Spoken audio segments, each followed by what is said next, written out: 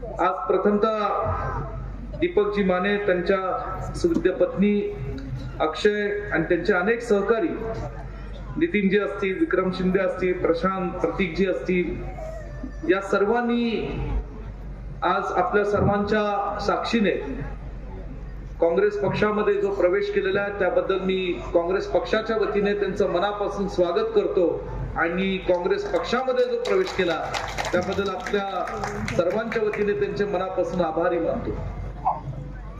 काही दिवसांपूर्वी जेव्हा निवडणुकीचा अर्ज भरण्याचा शेवटचा दिवस होता, त्या दिवशी भारतीय विद्यापीठाच्या आमच्या त्या गेस्ट हाऊस मध्ये बसून मी, विशालजी शेवटचे सगळे एबी फॉर्म काँग्रेस पक्षाच्या उमेदवारांना देत होतो. विशालजींनी मला सांगितलं की प्रभाग क्रमांक 11 मधील एका नेत्याला तुम्हाला भेटायचं. म्हणलं हरकत नाही, आणि त्यांनी मग 5 मिनिटांमध्ये दीपकजींचा माझा परिचय करून दिला आणि सगळा इतिहास मला सांगितला की कसं दीपकजी माने त्यांचे सर्व सहकारी गेले 10 ते 12 वर्षापासून त्यांच्या जुन्या पक्षाचं अत्यंत प्रामाणिकपणे काम करत होते, निष्ठेने काम करत होते. परंतु पक्षाच्या कार्यकर्त्याला कसं त्यांनी बाजूला या ठिकाणी ढकललं आणि काही नेत्यांच्या आणि काही इतर कार्यकर्त्यांच्या स्वार्थ डोळ्यासमोर ठेवून आज अशा निष्ठावान कार्यकर्त्याला बाजूला सारून दुसऱ्या कुठल्या तरी माणसाला उमेदवारी दिली. त्यांचं मनोगत मी अत्यंत बारकाईने ऐकत होतो आणि मी पाहत होतो की त्यांच्या भावना सुद्धा व्यक्त करत असताना त्यांचं मन असं जड झालेलं होतं, ते थोडं घाईवरून गेलेले होते. कारण जुने जे काही त्यांच्या आठवणी ते सांगत होते की भाजपच्या कार्यकर्ता असताना सुद्धा सन्मान्य विशालजींनी त्यांना कसा सन्मानाची वागणूक दिली, कसं प्रेमाची वागणूक दिली, आणि ही प्रेमाची वागणूक देण्याची संस्कृती आणि परंपरा हीच काँग्रेस पक्षाची आणि हीच वसुंधरा कुटुंबाचे, हे मला आपल्या सर्वांना या ठिकाणी सांगायचं. आणि म्हणून कुठल्याही जाती धर्माचा माणूस असो, कुठल्या पक्षाचा माणूस असो, जर तो माणूस या सांगली शहराचा नागरिक आहे, या सांगली जिल्ह्याचा नागरिक आहे, तर तो आपला माणूस आहे हे गृहीत धरून त्या प्रत्येक येणाऱ्या माणसाला ताकद देण्याचं काम हे आम्ही काँग्रेस पक्षाचे नेते आणि आज कार्यकर्ते म्हणून सातत्याने करत असतो. आज या ठिकाणी प्रभाग 11 हा काँग्रेस पक्षाचा बालेकिल्ला आहे. सांगली महानगरपालिकेचा निवडणुकीचा इतिहास आपण सर्वांनी पाहिलात तर तुम्ही सगळ्यांनी नेहमी पाहिलेलं आहे की विशाल पाटील जे प्रभाग नंबर 11 मध्ये म्हणतील तसंच होत गेलेलं आहे आणि तिथलेच तसे काँग्रेस पक्षाचे उमेदवार या प्रभाग नंबर 11 मध्ये या ठिकाणी निवडून आलेले. गेल्या महानगरपालिकेच्या निवडणुकीत सुद्धा विशालजींनी काही लोकांना महानगरपालिकेच्या उमेदवारीसाठी संधी दिली, मोठे कष्ट घेतले आणि दिवस रात्र एक करून लोकांमध्ये पोहोचल्यानंतर जे काही उमेदवार त्यांनी दिले होते या ठिकाणी ते निवडून त्यांनी ताकदीने आणले. त्या उमेदवारांचं काय होतं काय नाही हे आपल्या सर्वांना अधिक चांगलं माहिती.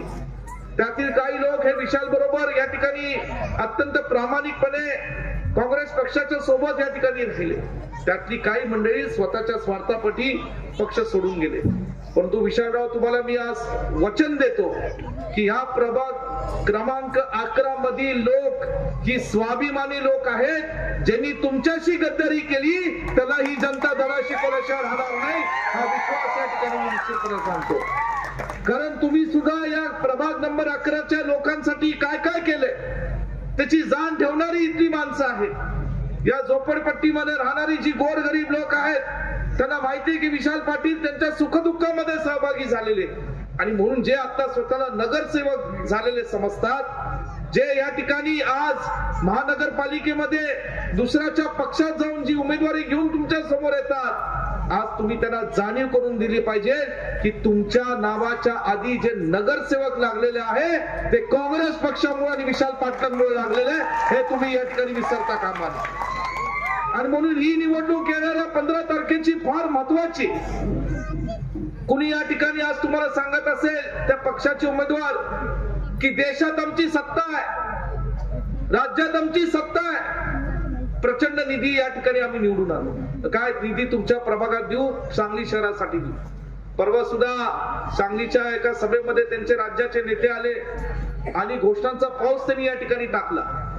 मला एकच प्रश्न पडतो की तुमची सत्ता देशात सन 2014 पासून आहे, महाराष्ट्रामध्ये तुमची सत्ता सन 2014 ते 19 होती, मध्यंतरी 2-2.5 वर्ष महाविकास आघाडीची सत्ता आली, परत तुमची सत्ता आली, मग गेले 3-3.5 वर्ष तुमची सत्ता आहे देशात, राज्यात तुमचा एकेकाळी खासदार होता, विद्यमान आमदार तुमचे आहेत, मग जे जे तुम्ही सांगितल्या जनतेला शब्द दिला, आश्वासनं दिली, ती या मागच्या काळामध्ये का होऊ शकली नाही? कारण त्यांना सांगलीसाठी काही विकास करायचा नव्हता.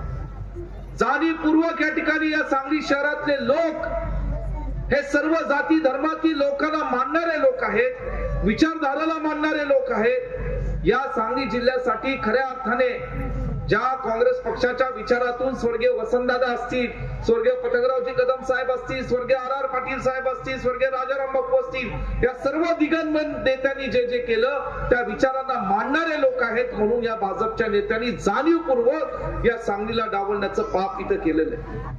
मला आपल्या सर्वांना सांगायचंय, देशात राज्यात सत्ता नव्हती हे खरं आहे, पण देशात राज्यात जेव्हा सत्ता नव्हती तेव्हा माझा भाऊ विशाल पाटील खासदारकी लढला आणि तुमच्या सर्वांच्या आशीर्वादाने हा आमचा विशाल पाटील हा मोठ्या अधिक मताधिकारी या ठिकाणी महाराष्ट्रातला अपक्ष आणि काँग्रेस पक्षाच्या विचाराचा खासदार झाला.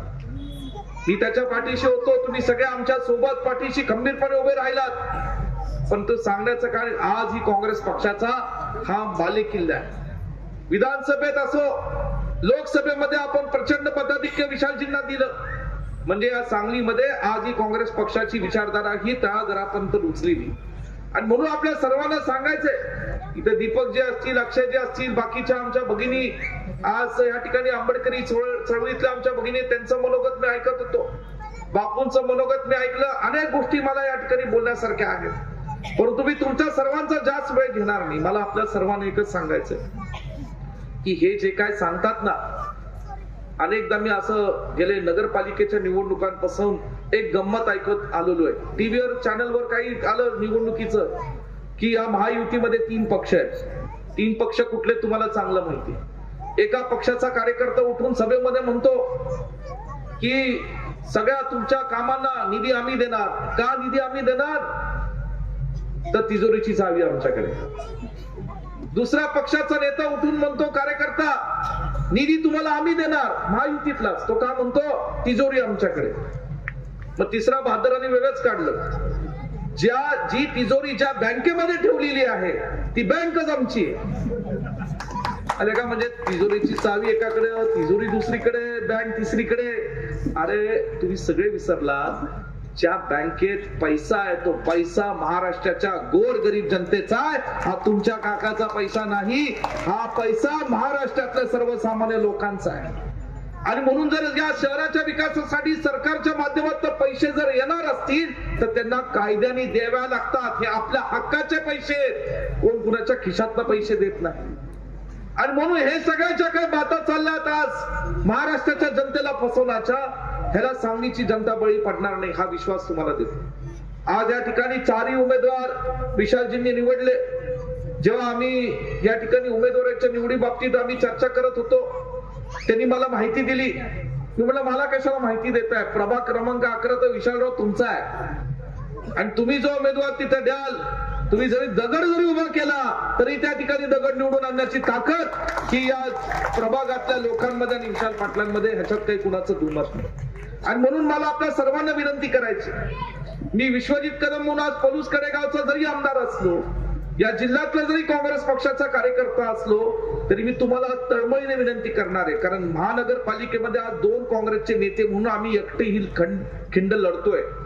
आम्ही लढतोय कारण तुम्ही आमच्या पाठीशी उभे आहात, तुमचा आशीर्वाद आमच्या पाठीशी. सर्वसामान्य लोकांपर्यंत विकास पोहोचला पाहिजे, त्यांच्या सुखदुःखापर्यंत सहभागी झालं पाहिजे, म्हणून आम्ही ही लढाई लढतोय.